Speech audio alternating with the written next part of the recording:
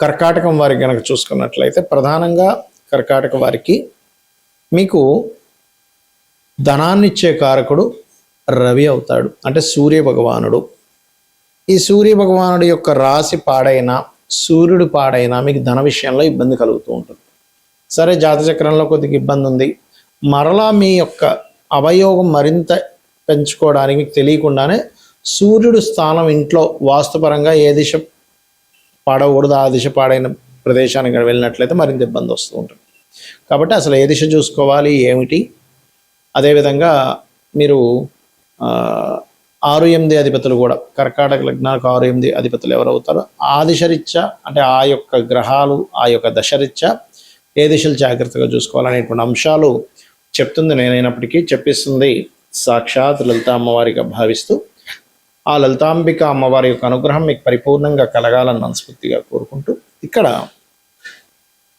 ఈ యొక్క 6, 8, 12 అదేవిధంగా ధనాన్ని ఇచ్చే కారకులు.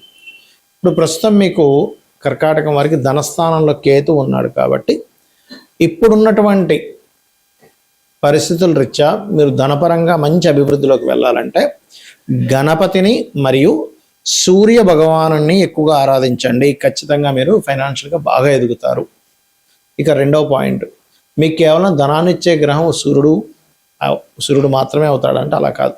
పంచమాధిపతి అయిన కుజుడు అవుతాడు, భాగ్యాధిపతి అయినటువంటి గురువు కూడా అవుతాడు, లాభాధిపతి అయినటువంటి శుక్రుడు కూడా అవుతూ ఉంటాడు. అయితే శుక్రుడు ఇక్కడ 2 పాత్రలు పోషిస్తూ ఉంటాడు, అంటే లైఫ్లో తొందరగా సెటిల్ అయ్యారా లేదా అనేటువంటి విషయాన్ని కూడా చూపిస్తూ ఉంటాడు. అయితే ఇక్కడ ఎప్పుడూ కూడా గుర్తుపెట్టుకోండి, మీ జాతకంలో శుక్రగ్రహం ఎంత బాగుంటే కర్కాటకం వారికి అంత అద్భుతమైన లైఫ్. ఎందుకు బాధకుడై బాగుండాలి, ఇంకా పాడైపోతే బాధకుడు మరింత ఎక్కువ బాధనిస్తూ ఉంటాడు అనమాట. అలా అయితే ఇక్కడ గమనించుకున్నట్లయితే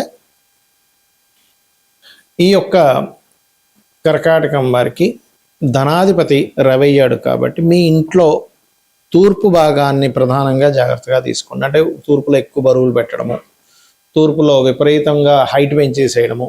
అంటే పడమరలో ఎక్కువ హైట్ ఉంటే పర్లేదు తూర్పులో, కానీ పడమరలో పూర్తిగా డౌన్ అయిపోయి తూర్పులో హైట్ అవ్వకూడదు. ఇది మీకు జాతకంలో ఎలా అయితే ధనాధిపతి రవి ఒక ప్రధాన విషయాన్ని, అంటే ధన సంబంధించిన విషయాల్ని కనెక్టివిటీ చేస్తుంటాడో అదేవిధంగా ఈ యొక్క తూర్పు భాగం కూడా ఈ రకమైనటువంటి ఫలితాలను ఇస్తుంది, గుర్తుపెట్టుకోండి. అలాగే మరొక విషయం ఏంటంటే ఈ 6-8 అధిపతులు, అంటే మీకు 6వ అధిపతి అయినటువంటి గురువు, భాగ్యాధిపతి శుభుడు అయినప్పటికీ 6వ అధిపతి, మరియు 12వ అధిపతి అయినటువంటి బుధుడు, 8వ అధిపతి అయినటువంటి ఈ యొక్క శని, వీళ్ళ యొక్క ఫలితాలు వచ్చేటప్పుడు కూడా ఏ దిశలు చూసుకోవాలనే విషయాలు ఇప్పుడు నేను మీకు చెప్తాను. ప్రతి ఒక్కరికి కూడా అష్టమాధిపతి లేదా 6వ అధిపతి, అంటే ఉదాహరణకి మేషం తీసుకుంటే కనుక మేషానికి అష్టమాధిపతి ఎవరు? కుజుడు. కుజుడు పాడైతే యాక్సిడెంట్ యోగాలు. 6వ అధిపతి బుధుడు లేదా 12వ అధిపతి అంటే గురువు పాడయ్యాడు అది అనుకున్న ఉదాహరణకి 6, 8, 12 లేదా 4, 8 కాంబినేషన్స్ యాక్సిడెంట్స్. ఇందులో మేజర్గా మీకు మనం చెప్పుకున్నాం రాశి నుంచి 6, 8, 12 అధిపతులు అనేది జాతక చక్రరీత్యా ఏ లగ్నమైన మీద మేషం కావచ్చు, వృషభం కావచ్చు, మిథునం కావచ్చు, అక్కడి నుంచి లెక్క వేసుకుంటే 6, 8, 12 అధిపతులు పాడై ఆ మహాదశలు నడిచేటప్పుడు మీకు ఉదాహరణకు ఒక్కొక్క పరంగా తీసుకుందాం. ఉదాహరణకి సూర్యుడు 8వ అధిపతి అయ్యాడు, ఎవరికి అవుతాడు? మకర లగ్నానికి అవుతాడు. అయితే సూర్యుడు ఎప్పుడు కూడా 8వ అధిపతి మకర లగ్నానికైనా న్యూట్రల్గా భావిస్తారు ఆస్ట్రాలజికల్గా. ఆ సూర్యుడు గనక పాడయ్యి ఆ మహాదశ నడుస్తున్నప్పుడు మీరు గృహంలో గనక తూర్పు వైపు పాడైన ఈ గృహంలో ఉన్నట్లయితే మరింత దోషం పెరుగుతుంది. అది ఎలాగ పాడైందని ఎలా తెలుస్తుంది అంటే, కొంతమంది ఇళ్ళల్లో నిర్మాణం చేసేటప్పుడు తూర్పు భాగాన్ని తక్కువ వదిలి పడమరని ఎక్కువ వదులుతారు స్థలం. అది చాలా దోషం, గుర్తుపెట్టుకోండి. అలా లేదంటే మేము అపార్ట్మెంట్లో ఉంటున్నాము అన్నప్పుడు తూర్పు భాగంలో ఎక్కువ బరువులు పెడతారు, అది చాలా పెద్ద దోషం. ఎక్కువ బరువులు పెట్టేసినా తూర్పు దోషాన్ని కలిగింపజేస్తుంది. లేదా తూర్పు భాగంలో తూర్పు సెంటర్లో కట్టుకుంటారు తెలియక బాత్రూంలో, లెట్రిన్లు, అది కూడా దోషమే అని చెప్తుంది శాస్త్రం. తూర్పు మధ్యలో పెట్టుకుంటే అందుకని తూర్పుకు సంబంధించింది మీకు అష్టమాధిపతి పాడైతే ఎట్టి పరిస్థితుల్లో తూర్పుకు సంబంధించిన దోషం ఇంట్లో ఉంటే ఏమవుతుందంటే అది ఖచ్చితంగా అది ఇంకా యాక్సిడెంట్స్ అవ్వడానికి ఆకస్మిక డౌన్ఫాల్ అవ్వడానికి తోడ్పడుతూ ఉంటుంది. అలాంటప్పుడు మీరు లైట్ గ్రీన్ కలర్ తూర్పులో వేసుకొని అక్కడ రాముడు పట్టాభిషేకం బొమ్మ లేకపోతే సూర్య భగవానుడిది పెట్టుకోండి. ఇది ఇక చంద్రుడు అష్టమాధిపతి అవ్వాలి. ఎవరికి అవుతాడు అంటే ధనుర్లగ్నానికి అవుతాడు. అవ్వడం మాత్రమే కాదు, అవి పాడైతేనే నేను చెప్పేది బాగా అర్థం చేసుకున్నాను. అప్పుడు వాయువ్యాన్ని చెక్ చేసుకోవాలి మీ ఇంట్లో. ఎందుకంటే వాయువ్యానికి చంద్రుడు అధిపతి, తూర్పుకి సూర్యుడు ఎలాగో వాయువ్యానికి చంద్రుడు అధిపతి. వాయువ్యంలో బాత్రూమ్స్ ఉన్నా, వాయువ్యం తగ్గినా పెరిగినా, వాయువ్యంలో ఉండే మెట్లు గోడకి ఆనించి ఉన్నా, ఇవన్నీ కూడా వాయువ్య దోషాన్ని, అంటే వాయువ్యం బాగా హైట్ అయినా, వాయువ్యం హైట్ అయిపోతుంది, పైకి వెళ్తే అక్కడ లిఫ్ట్ ఏదో పెట్టుకుంటారు, లేకపోతే అక్కడ నుంచి మెట్లు పైకి ఇలా లేపేస్తారు. నైరుతిలో ఎటువంటి బెడ్రూమ్ ఉండదు, ఎందుకంటే దాన్ని బ్యాలెన్స్ చేయడానికి నైరుతిలో ఒక బెడ్రూమ్ ఉండాలి. అప్పుడు ఏమవుతుంది, మానసిక స్ట్రెస్ పెరగడము, మనసు ఎటో ఉండడం వల్ల జరిగేటువంటి విపత్తులు జరుగుతూ ఉంటాయి. కాబట్టి ఇది చెక్ చేసుకోవాలి. అలాగే మీకు కుజుడు, అంటే మీ జన్మజాతకంలో కుజుడు అష్టమాధిపత్యం వచ్చింది, లేకపోతే పాపయ్యాడు. ఉదాహరణ కుజుడు మీకు మేష లగ్నానికి అష్టమాధిపతి, లగ్నాధిపతి అయినా అష్టమాధిపతి పాడైతే ఇబ్బంది ఇస్తాడు, యాక్సిడెంట్ యోగాలు ఇస్తాడు. అంటే ఎందుకంటే లగ్నాష్టమాధిపతి కుజుడు అయ్యాడు కాబట్టి. లేదు అలా కాదు అనుకుంటే కన్యా లగ్నానికి కూడా అవుతాడు అష్టమాధిపతి కదా.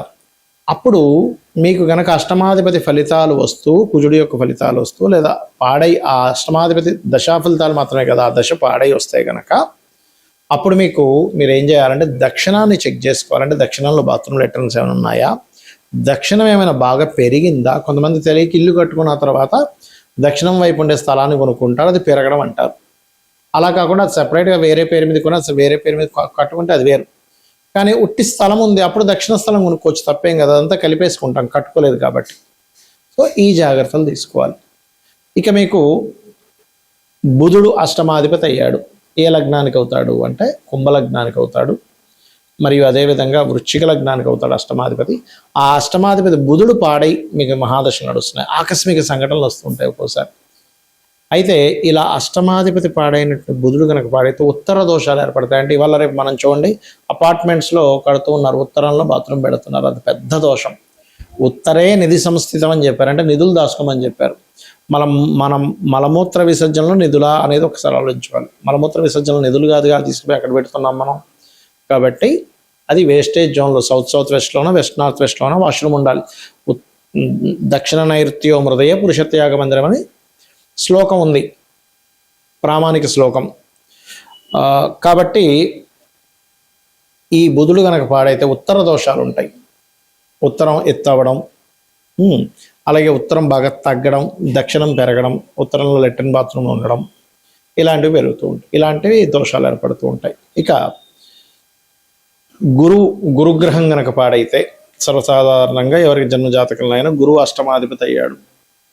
మీకు వృషభ లగ్నానికి అవుతాడు గురు అష్టమాధిపతి, సింహలగ్నానికైనా శుభుడు అవుతాడు, నో ప్రాబ్లం. ఒక్కొక్కసారి శుభుడైనప్పటికీ కూడా పాపగ్రహాల యొక్క ప్రభావం ఆ గురురాశుల్లో ఉన్నప్పుడు, ఉదాహరణకి సింహలగ్నానికి అవుతున్నాడని చెప్పుకున్నాం అష్టమాధిపతి. కానీ గురురాశులు అయినటువంటి ధనస్సు మీన రాశుల్లో పాపగ్రహాలు ఉండి దాని ప్రభావం పడ్డప్పుడు గురుమహాదశ వచ్చిన ఇబ్బంది వస్తూ ఉంటుంది. అలాంటప్పుడు ఈశాన్య దోషం ఇంట్లో ఉంటే, ఎందుకంటే ఈశాన్యానికి గురువు కేతు అధిపతి, అందుకే అక్కడ మనం పూజ గది పెట్టుకుని ఉంటాం. చాలామంది తెలియక ఈశాన్య దేవతా గృహాన్ని విశ్వకర్మ ప్రకాశిక గ్రంథంలో విశ్వకర్మ చెబితే అయ్యో పూజ గది ఈశాన్యంలో ఉండకూడదని ప్రచారం చేస్తున్నారు. దానికి ప్రామాణికత ఉంది, ఉండకూడదనడానికి ఏమిటి ప్రామాణికత. కాకపోతే ఈశాన్యంలో మూత మూయకూడదు, అంటే ఏంటి, కిటికీలు డోర్లు లేకుండా చేయకూడదు, కనీసం కిటికీ ఉండాలి. అప్పుడు మూత మూసిన ఫలితం రాదు, అక్కడే పెట్టుకోవాలి. అది పూజ గది స్థానమే, శాస్త్రంలో చెప్పినటువంటి అంశం అది. అయితే అక్కడ ఎక్కువ బరువులు పెట్టకూడదు, పూజా సామాగ్రి వరకు పటాల వరకు ఉండవచ్చు, తప్పు లేదు. ఇక గమనించుకున్నట్లయితే మనకి శుక్రగ్రహం పాడైంది. మనకి అష్టమాధిపతి ఏ లగ్నానికి అవుతాడంటే తులా లగ్నానికి అవుతాడు ఒక రకంగా చెప్పాలంటే, మరియు మీన లగ్నానికి ఎక్కువగా ఇస్తాడు శుక్రుడు. అది మళ్ళీ విపరీత రాజయోగాల్లో ఉంటే మళ్ళీ ఏం కాదు. విపరీత రాజయోగాలు అంటే 6, 8 అధిపతులు 6, 8, 12 స్థానాల్లో ఉండడం. అప్పుడు శుక్రుడు పాడైనప్పుడు ఆగ్నేయ దిశ ఎలా ఉందో చెక్ చేసుకోవాలి. ఆగ్నేయం పెరగడం, తరగడం, వాటర్ ట్యాంకులు రావడం, అలాగే అక్కడ బ్లాక్ బండలు వేయడం ఇంట్లో, ఇవన్నీ కూడా ఆగ్నేయ దోషాలు ఇస్తూ ఉంటుంది. దానివల్ల ఏమవుతుంది, ధన నష్టము, వివాహాలు అవ్వకపోవడం, వివాహమైన సఖ్యత లేకపోవడం, ఆకస్మికంగా యాక్సిడెంట్స్ అవ్వడం జరుగుతూ ఉంటాయి. ఇక శని పాడయ్యాడు, పడమర దోషం ఏర్పడుతుంది. పడమర మధ్యలో పెడతారు చాలామంది తెలియక, వాష్రూమ్స్ అక్కడ పెట్టరాదు. పడమర పెరగడం, పడమర డౌన్ అవ్వడం, ఇవన్నీ కూడా దోషాలు. ఇక రాహువు కేతువు అంటే ఏమిటి, రాహు మహాదశ అష్టమంలో ఉండి పాడై వస్తే నైరుతి దోషం, ఇది చాలా డేంజర్. మనిషి చూడండి, అమ్మో ఇంట్లోకి వెళ్తే మనిషి బతకడంటే అంటుంటారు, చాలా ప్రాబ్లం. లేకపోవడము, లేకపోతే అంత అంటే మరణతుల్యమైనటువంటి కష్టాలు రావడము, ఈ రెండిట్లో ఒకటి జరుగుతూ ఉంటుంది. కాబట్టి నైరుతి దోషం లేకుండా చూసుకోవాలి.